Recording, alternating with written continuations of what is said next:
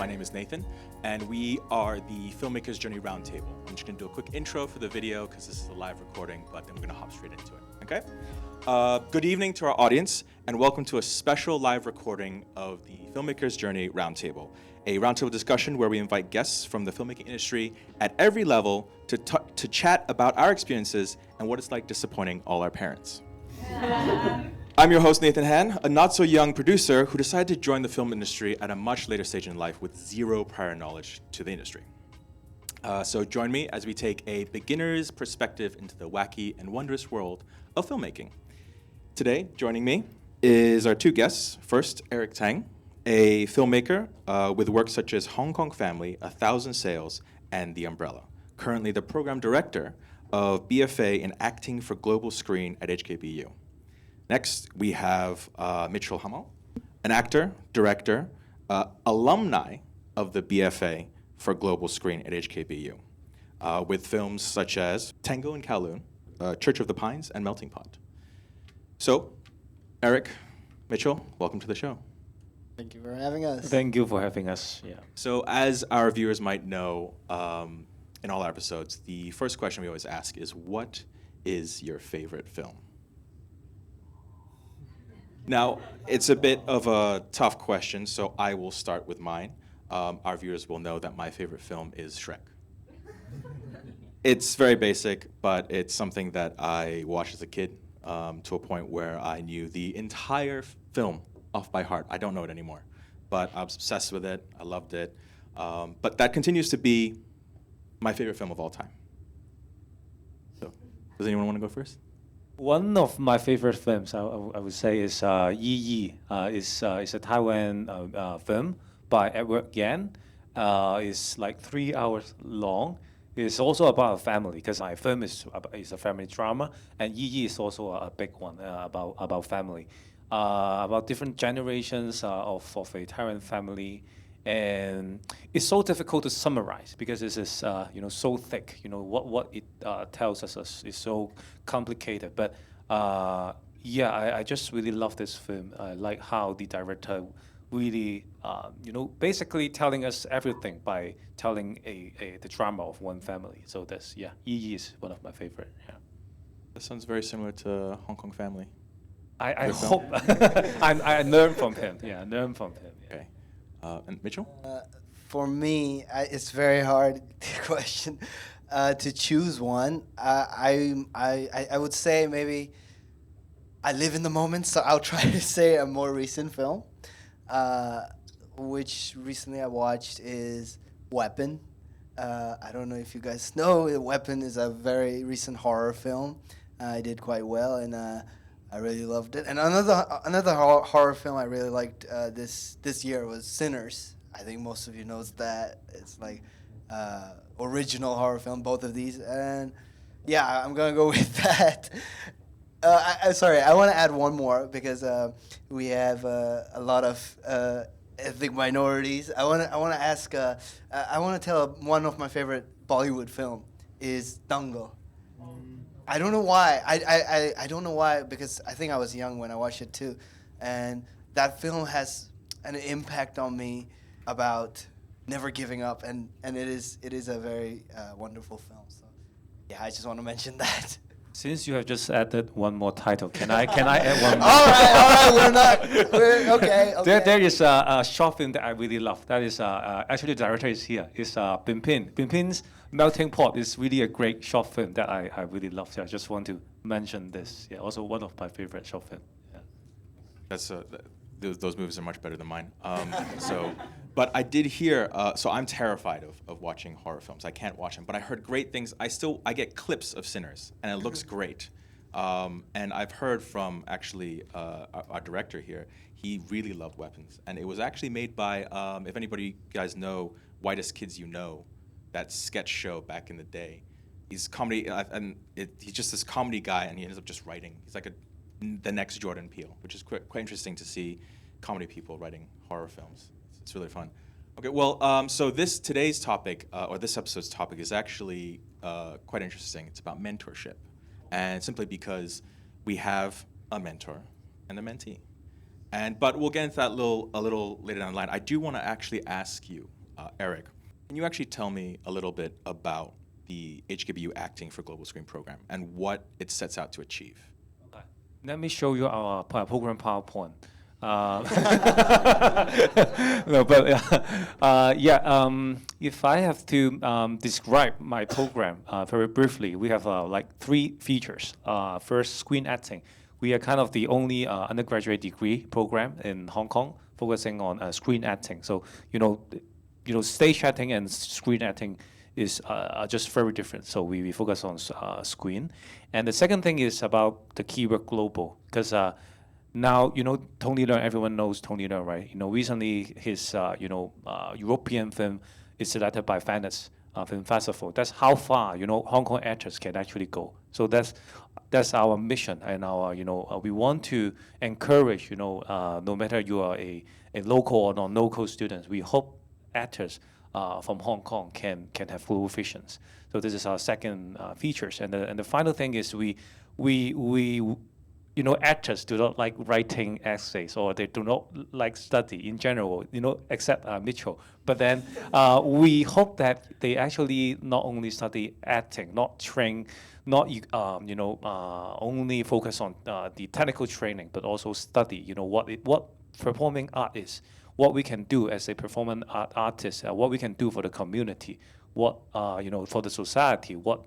So I think these are also, what I really think is important to our programs. I think putting you on the spot, Mitchell, after hearing all this stuff, do you think you achieved all those things?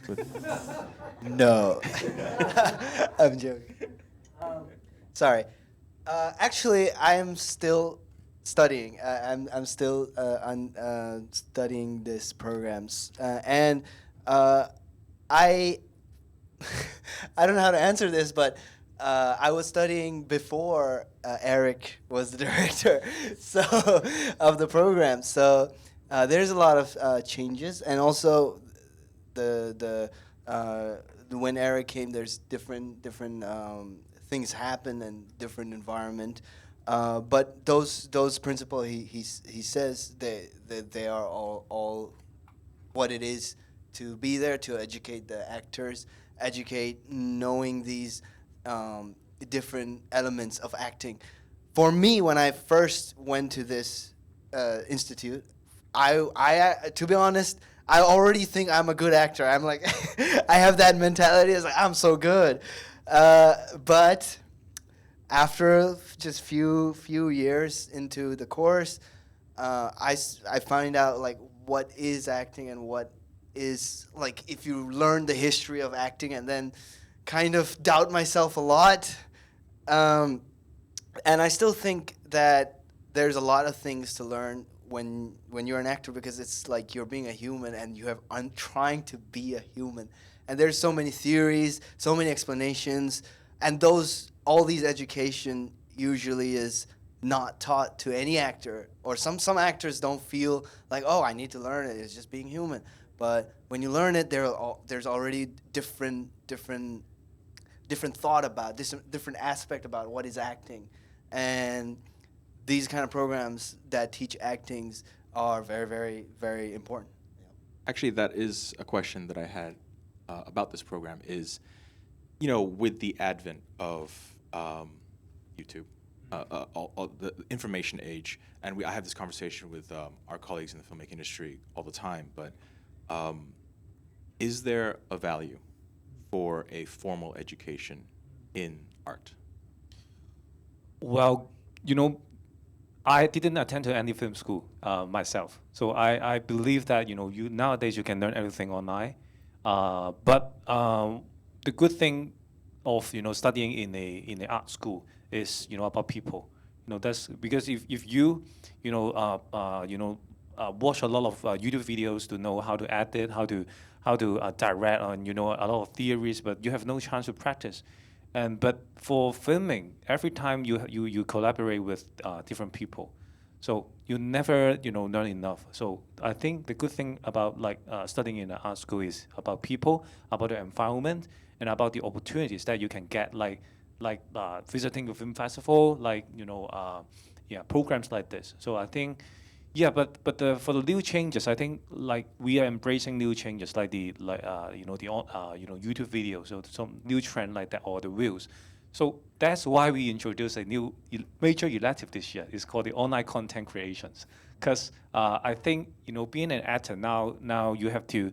You cannot be too passive, like just waiting for casting call. A lot of actors, they just become a influencer on the social media, and then people ask them, invite them to act in a feature film. So this now becoming more common now. So I encourage them to be their own to be a curator.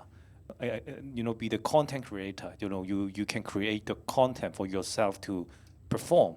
So that's how I encourage them. Yeah. Well, before I ask Mitchell what he thinks about that, so then that means when you say, become an influencer, and then there's demand for them, is that the ideal direction to go?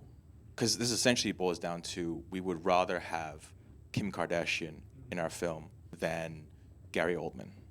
Is that kind of the future that we're seeing, or will there be still room for true acting? Well, I think similar to everyone, I cannot predict the future. Now, like for example, the AI filmmaking now, it's become something very huge. Everyone is doing something to try to study about. Even myself, I just finished a course about AI, and I studied data science, and I want to catch up with this trend. But we never know. No one can predict. But what we do, I try to provide more possibilities. Yeah, if I find that something may be valuable, I will introduce that to my students, and then it's not for everyone. If you are interested in, and then you can try to explore and try to learn. If you are not interested, you can also let me know. Like for example, I always ask them, what kind of workshops do you want? What kind of people you want to meet? I just try to invite them to come. So, and especially what abilities or what kind of qualities do actors need in the coming decades? We don't know, but one thing is very one belief is I think co-production is really important now. Even Korea, like Korea, even they have a very huge production, a huge industry. But now they are seeking co-production. So even Korea, and so it's happening everywhere. So we cannot, just doing things by ourselves. So we have to learn how to work with people from different cultures, having high awareness of diversity. So these values, I think, is I'm quite sure that is what a global actors should have. Yeah. But you, Mitchell, on the question of the necessity or importance of formal education in art.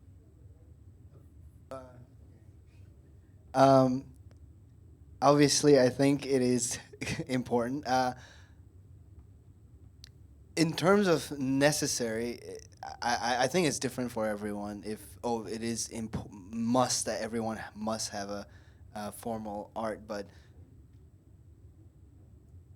knowledge is always good. I would say knowledge is always good, and yeah, I don't know what much to say, to be honest. What you said that before you came into the program, you thought, I'm the best actor around, right? Yeah. And then when you came into the program, you were somewhat humbled. Yeah. What humbled you? Knowledge. The fact that I didn't know anything. So yeah, obviously knowing is important, but the way you learn things is always different to different people. When you say, is it necessary to learn in a formal way, it could be also learning in informal ways as well. Because I have seen actors who cannot sit down and write. They have to do something. It's all practical. The way the education system is completely different for them to learn. So yeah, I think it is necessary to learn. Yeah, that's all I want to say. But I also do like what you mentioned about how it is about people. I think as someone who did join the filmmaking industry a little later, I might have had the same experience. I thought, camera, press record, you know, make a film easy. But then you interact with people that are extremely talented in every aspect of the filmmaking process, and you're just suddenly like, oh, okay, I can learn so much from just meeting these people. It's the community aspect rather than the I didn't study acting, so whatever acting theory there is out there, that I guess you can learn, but like when you interact with people, that's the value in the formal education part. Okay, next I do want to ask, which is more related to this event here, is Mitchell, I know you're a very big part of the indie film industry here in Hong Kong. You love the indie film platform, you love taking part in this, and how, what is the important thing about indie platforms like Kinex that provide to Hong Kong cinematic diversity? First of all, I would. The way you introduced me is too nice. Yes, I do value indie films a lot, but I cannot take the credit for this because this whole event is also with a lot of other people, and the one who represents the most is Ferenc. He's been working really hard to get things and also connecting with these amazing people and making this event. For me, indie films are I don't know what to say. It's like it's films. I just love films in particular, and indie films are films that has with smaller voices that need to be heard. And these kind of events are obviously very important, and our bubble, especially in Hong Kong, bubble, because I'm a struggling actor, and the bubbles we with local and non-local ethnic minority aspects, they're all film bubbles building within itself, but never really bridging it. And I think that is why this event is so beautiful, because we kind of drag everyone together to one local whatever. It's everyone from Hong Kong and bringing together. So I think it's That's true. I think, especially with creatives, you know, we all have an ego somewhat, and as you said, these bubbles we create for ourselves with people that we work with. But once you take a small step outwards, like these platforms, you realize, wow, there's so many more people out there. There's so much more interesting talent out there, and I guess it's many small bubbles come together, one big bubble. Yeah. Right? Maybe not bubble, but what about you, Eric? I think I would say the indie scene is really important for the film industry. Like take United States as the example. You know, they have Oscar, and they also have Sundance. So Sundance is really important to Oscar. Why? Because that's where we find the new talents. That's where the new talents, they can find fundings there. They can find their producers there. They can find, they can meet international, filmmakers there. So I think this is, so important. So we cannot have a successful industry without the, vibrant indie scene. But in Hong Kong, the context is we had a very glamorous, cinema in the especially 90s. We have Wong Kar-wai, we have a lot of kung fu action films, and we have comedy Zhou Xingqi. We have everyone knows Tony Leung, so we have very glamorous history. But at that time, no one really cared about the indie scene. There are a lot of people doing indie filmmakings, but the resources are, always not enough. So, but now, the film industry is, we are surviving. We are finding new ways to really become great again, but then we are still struggling. So now it's a great time because we now kind of, pay more attention to the indie scene because people want to seek for more possibilities, new ways to do filmmaking. So that's why, to me, it's a great time for especially the indie scene in Hong Kong to have more dialogues, more like events like this, try to talk. And then, nowadays self-producing is so important. Now, I think people are doing multi-roles. Everyone, not only actors, but directors should learn about how to finance a film. Scriptwriter may learn a little bit about cinematography. You can help each other, finishing their own project. So that kind of spirit is so important. Yeah. So so when you talk about the golden era, essentially, of Hong Kong film back then, we had a bit of so correct me if I'm wrong. A little bit of history is there was a huge golden era of kung fu and Hong Kong made films that was heavily funded by the triads. You had a lot of films just being greenlit because the triads would fund these films. Don't hurt me if there are any triads in here. I'm not criticizing you, but with that practice not being, common now, they're not handing out funding for all these films. Is there a gap, or is there something missing to help this golden era? Like, do you see a golden era of indie films or self-produced films coming out without these sponsors now, essentially? I guess it's just like the property market in Hong Kong. When it is when the price is rising, everyone just invests. No matter it is what kind of money it is from, right? So it's the same now. In for Hong Kong movies, there are still private investors, but nowadays actually more than half of a local production is supported by the government. Funded by the government. Is actually not something too bad, because in Europe, the government is also the kind of the main funder of feature film projects. So it's not something healthy or not healthy, but there is a trend. Like in the old days, the private sectors are so active. There are a lot of film production, and then after that, there are a lot of co-production between mainland China and Hong Kong. So there are also huge production. There are Chinese investors doing film, but now it's more diverse, and the indie scene are now also very active. So seeking for more co-production, more co-investors internationally. Yeah. Yeah, I recall you're a member of the Film Development Council. Yeah, I'm also a member. Right. Yeah. We applied for funding for that for our show. we were rejected. Just gonna mention that. Anyway, so about I applied too.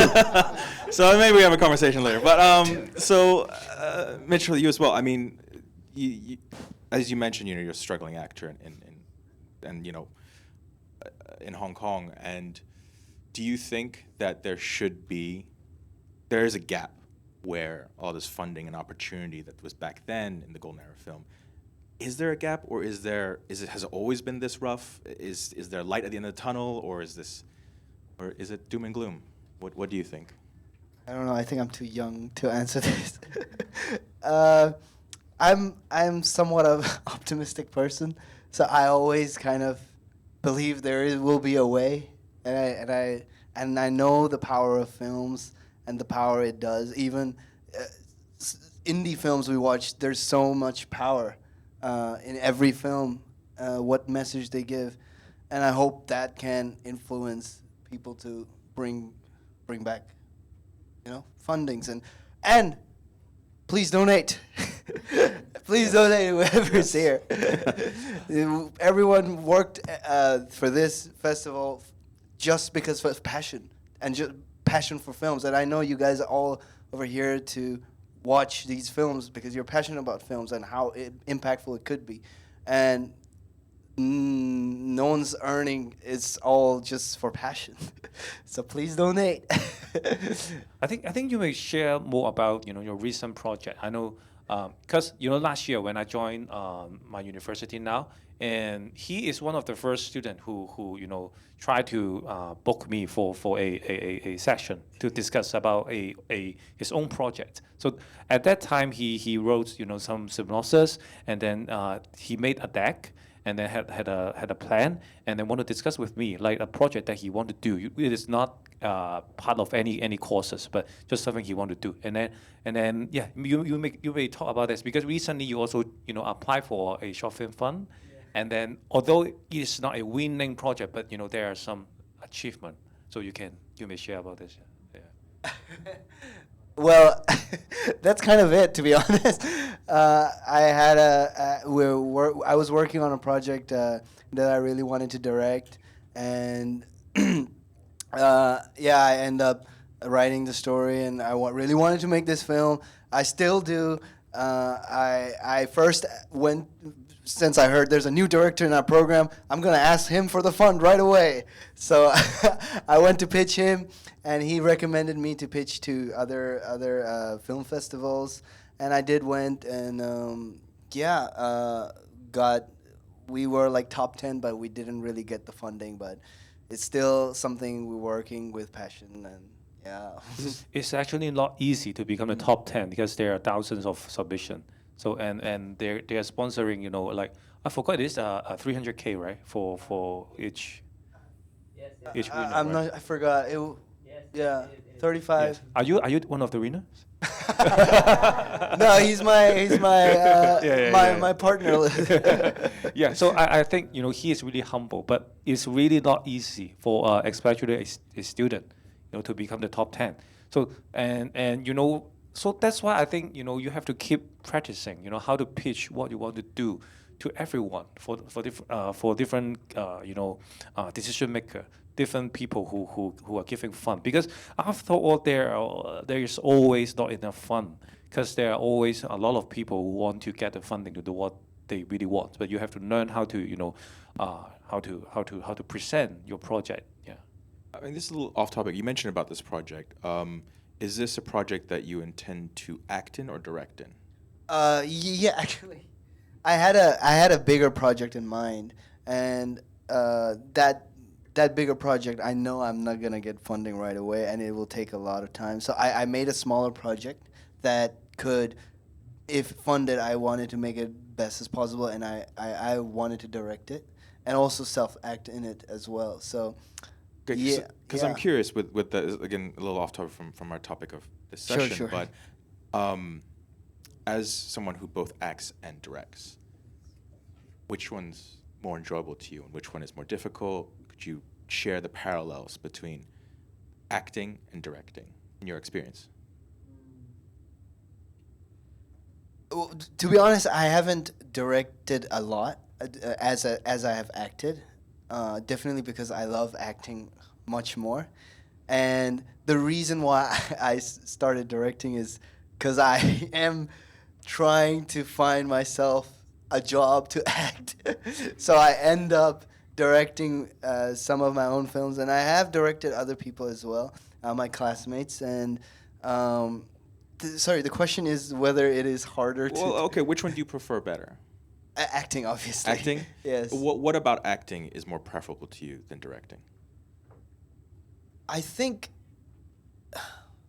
it has something to do with my ego as well, because I don't know why. I think the first reason why I started loving acting is I wanted to be a person on the screen that I always watch when I watch films. So, and that was the initial beginning, and then how the journey has trying to become an actor, trying going through the industry stuff. It really has shifted a lot of things and a lot of priorities and how to make films. I don't think I'm someone to listen to about about how to make a film or anything, but I'm still a learning student, and I really want to make films because I've been inspired by a lot of films, and when it comes to acting also, I've been inspired by a lot of actors, and it depends on what kind of project it is. Sometimes I really want to have that visual as a director, like this kind of film I want to make, and then sometimes it's just how this character can be. So there's love for both sides, but yeah, I preferably wish to be an actor from the beginning. You're right, Eric. He's a little too humble. He's too humble. Yeah. But okay, so this is kind of my next question is leading into kind of what I really want to talk to both of you about is in this topic of mentor and mentee, right? And this is for both sides as a mentor and a mentee. How do you identify someone that's worthy? worth my time in mentoring, or is he worth my time in listening and following and learning from, right? How do you identify someone? My instinct for this question is motivation. Because I came back from Cambodia a few weeks ago. I went there for being a jury member for a kind of a project program. They recruit a lot of projects from Asia. There are Cambodia project, Indonesia, and Vietnam, Thailand. So people went there to pitch their project, and then we are the international jury to select the winners. But after selecting the winners, I didn't become the mentor of the winning project, but I chose another one. It is a Cambodian project about the what is that? The sexual abuse about the kids in Cambodia, and there's also some dance elements. It's so kind of poetic, something between dance, film, and drama. So why I committed to this project is because of the motivation that I can feel from the director. Because I always think that you cannot tell whether a project will become a great movie or not when it is at a very early stage. You never know. Someone is really good at pitching, but it doesn't mean he can direct something good, right? And vice versa. But then, as long as I can feel that the creator, they can self-motivate themselves. They really want to do something. It's not because of building up a portfolio or something external, but something that he got a calling from inside. Like he really want to do something on this subject matter.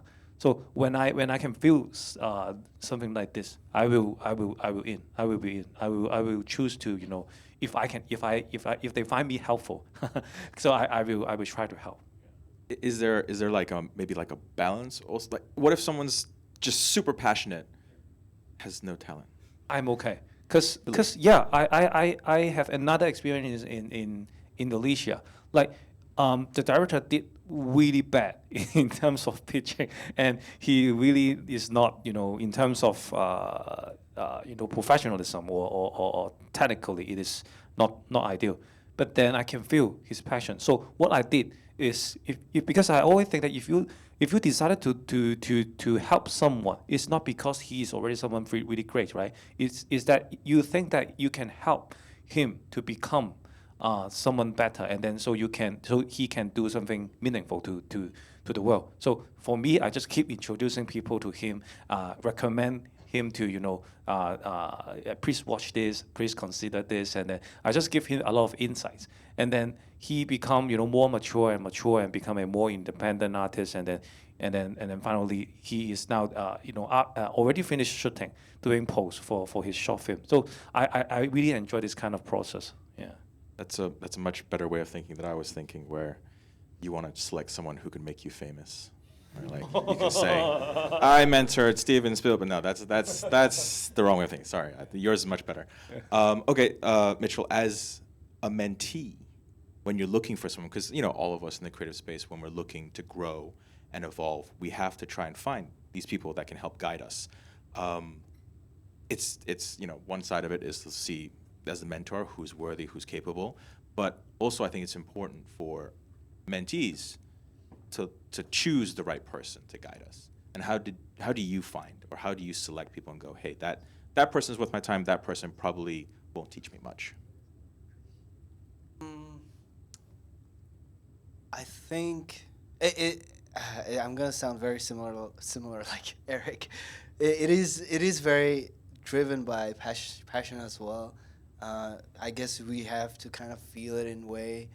And another way maybe I would look up to someone is especially being their words about what they can do and doing it and being able to witness that.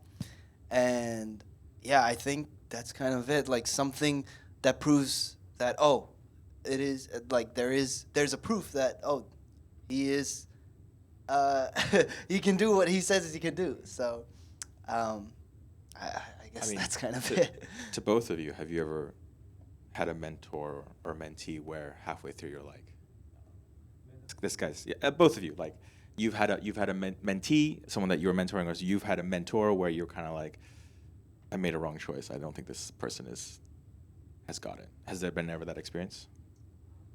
I do have a mentor for me for more than one mentor, but I didn't visit my mentor for filmmaking. I visit them when I broke up with my girlfriends, when I have some other puzzles in life, and then so I have the excuse of, can I ask you something about my film, and then but then I just talk about something else. But yeah, I got a lot of mentors to help me. Talk to me, active listening, and yeah. After all, because I'm the type of person that after all I will make my own choice, and then but I think it's really important that during the process someone listen to me. Oh yeah, actually I can also mention share the experience that I work with Sid. He was also my kind of my mentee for a short film project in Hong Kong last year. Yeah, last year. And then, so our relationship is like, I didn't think I helped him a lot, but we spent quite a lot of time. I listened to what he's planning because he is very well planned. He did a lot of research and then had a lot of, so he is very well prepared. So what I did is I just listen to what he prepared and then let him know my feedback and then reassure him that, okay, you are in the right direction.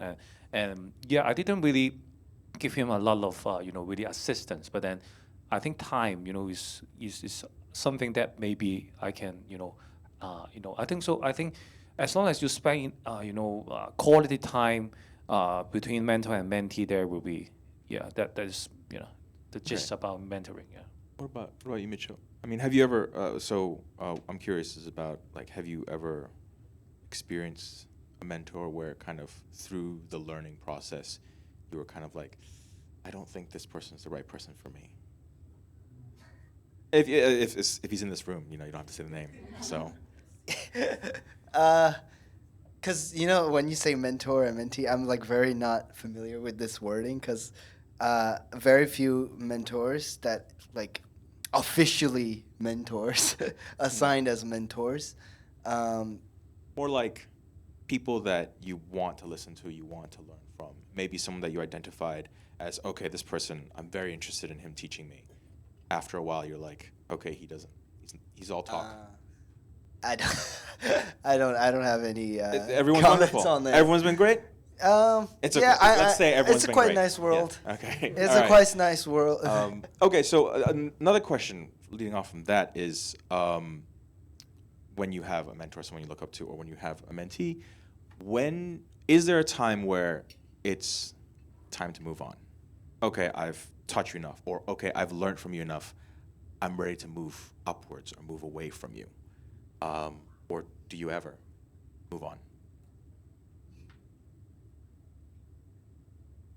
Yeah, I think I didn't really think about that before, but then yeah, I think it's so natural that there are different phases of life, and then there are a lot of problems and situations that you encounter in different time, and then so a mentor is someone who he will stand by if you did him, but then you don't have to really having a regular schedule. When should I meet him? But then you will feel that you need to meet him. When you have that calling inside. Like if you had that kind of trouble, I know that maybe it's time for me to talk to him. So I think it's kind of someone like that. So there's never an ending, but then yeah. And so do you think like Mitchell or even Zed, do you think there'll be a time where you're like, okay, I've taught you enough. I'm better than you. Yeah. You've grown to a point where I have nothing to teach you. Move on. I have nothing to offer you. Or do you think there will forever be this relationship where I will always be there to guide you? Will they ever get to a stage where this may be a bit harsh putting, but they will be an equal to you? actually, I have another experience that I was the mentor of someone, and then he became really successful, doing really great, and then I became his mentee. Yeah, I always do something like that. Like I want like how many years?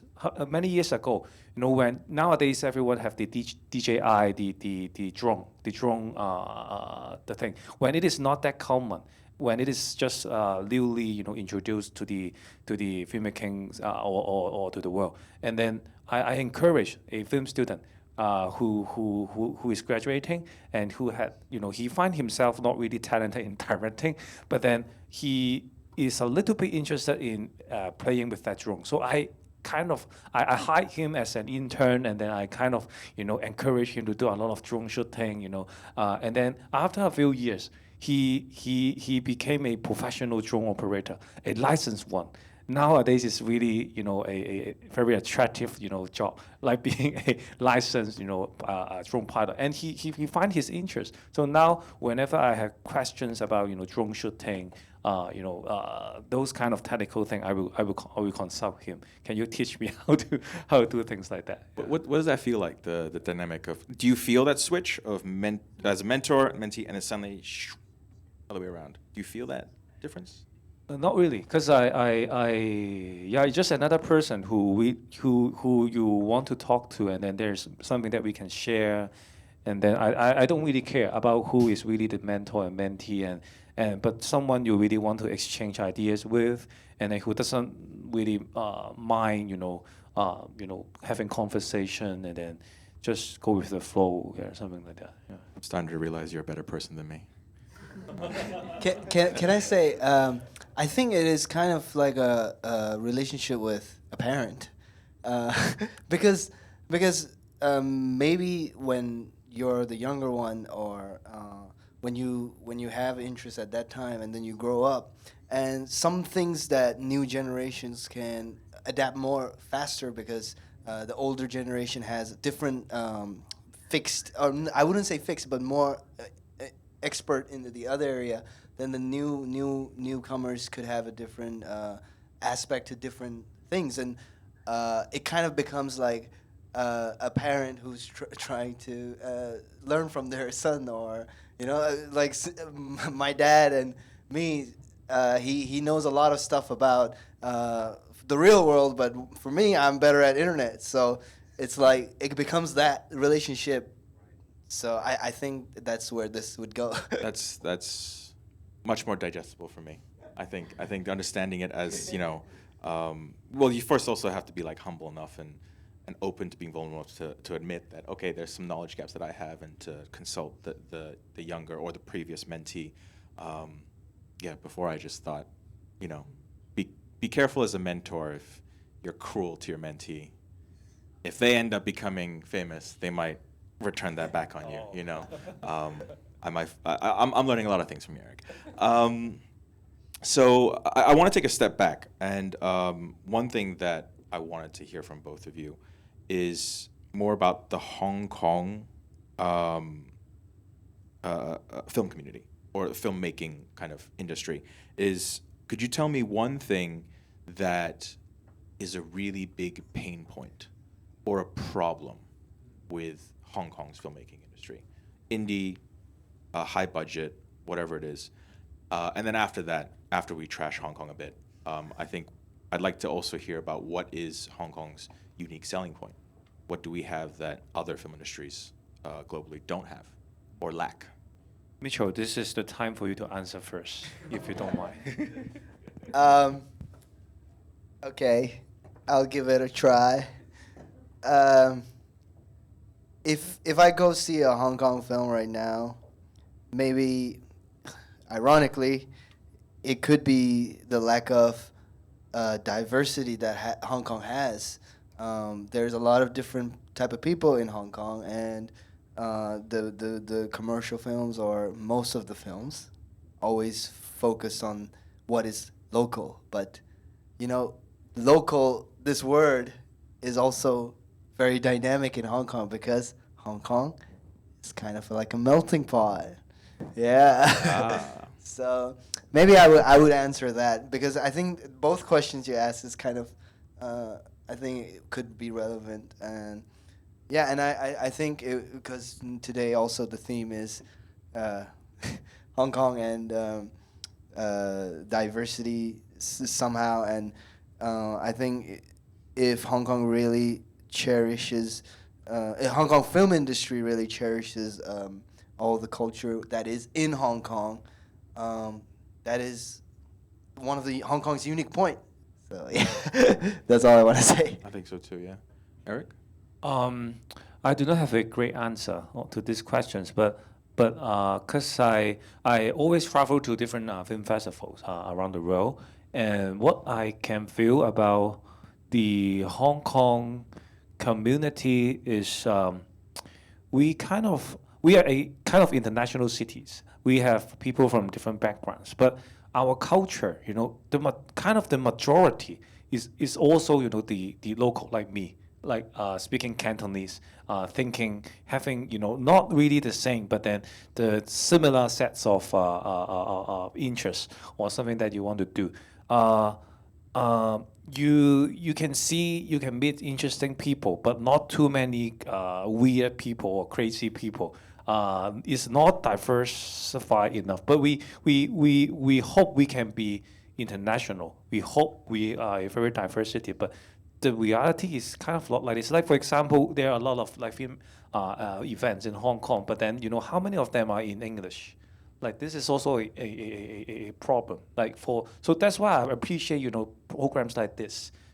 My mother tongue is Cantonese. Of course I prefer to talk in Cantonese, but then if we can share the same language, speaking in English, and we can take this chance to share more about different cultures. So I think there's not enough events like this.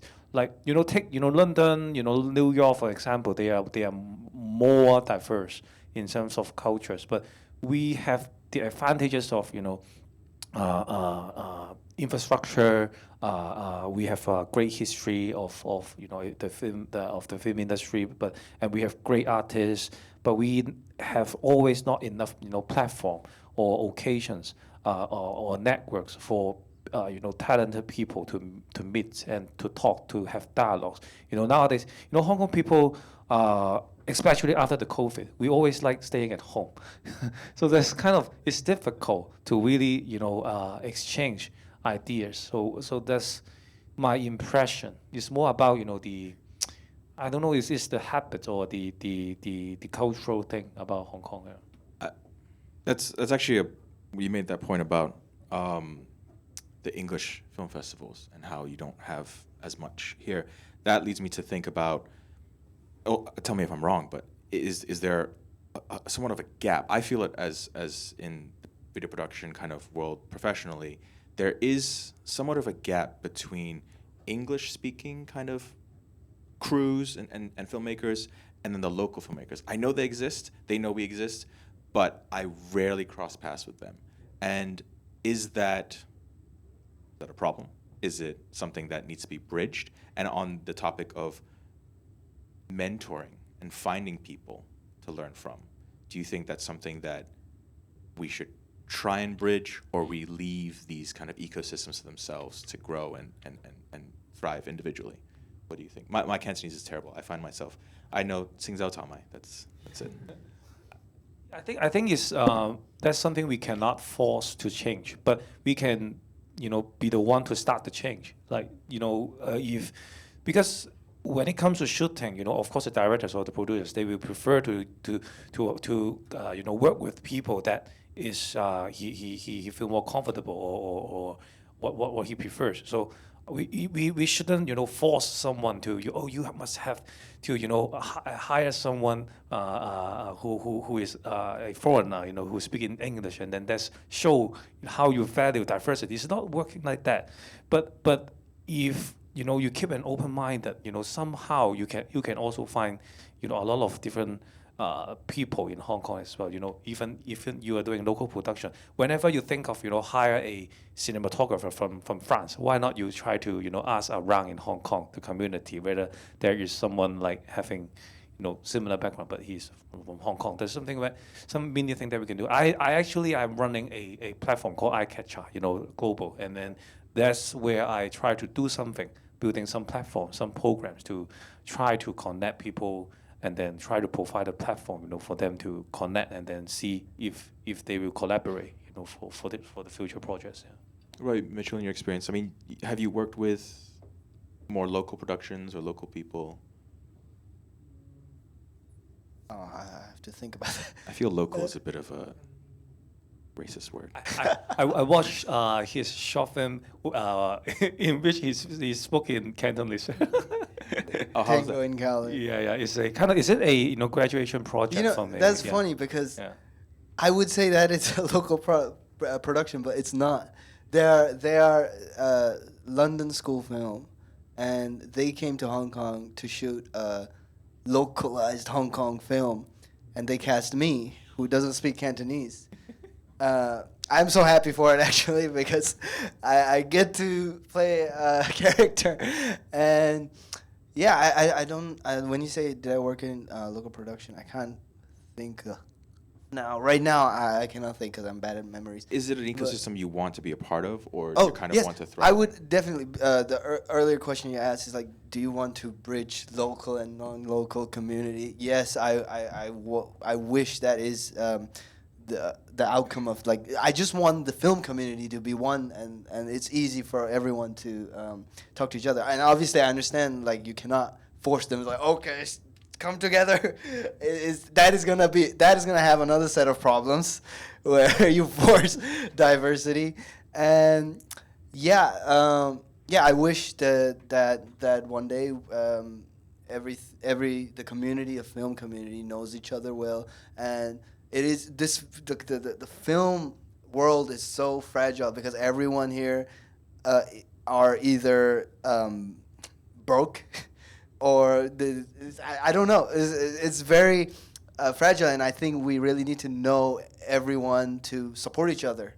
So yeah, that is the important bit. I mean, as a final question, with this issue between bridging, the two communities, what do you think is an important first step to achieving that?